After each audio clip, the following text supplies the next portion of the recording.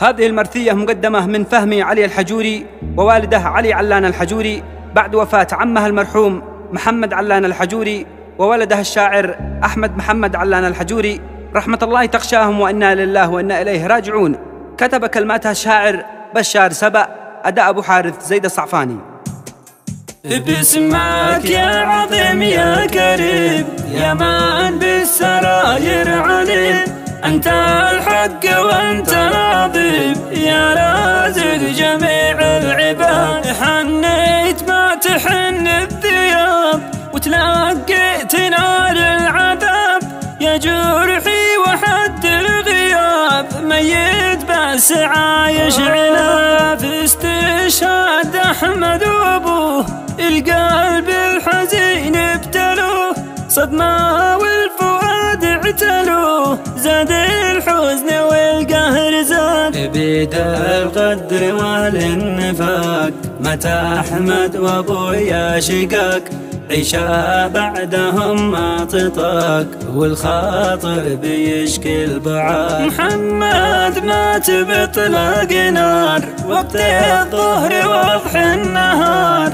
يلقى الدار وين الفرار لابد ما يجيك السداد. أحمد راح والله عليم إن الحزن فيني يقيم، والأوجاع فوقي تحيم، ضاقت عيشتي والمراد. حنيت ما يحن الصبي من فرقك يا صاحبي، دمعي ذرعي ساكبي تنزل سيل تدفق عداد. بعدك قهر يا أخي واح، بعدك زاد فيني الجراح، راح الأخ والجيد راح بعد ما هنيت الرقاد. يا حماد بعدك أوصى الحزن كوالي وهز البدن، فهمي من فراقك جنن والحس التمس واستبان. أحمد كان شاعر فطين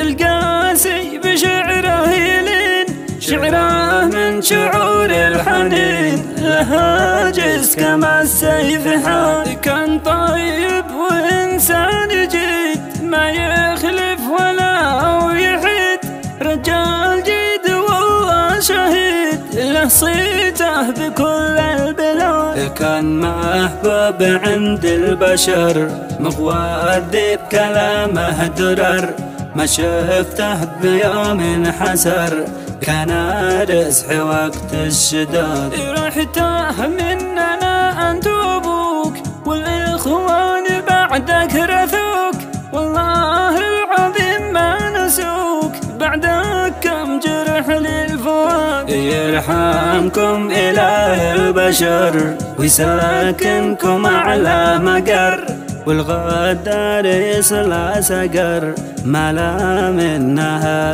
ابتعاد. والخاتم الصلاة والسلام ما شنت مزون الغمام، صلينا عليك يا إمام من صلى عليك استفاد.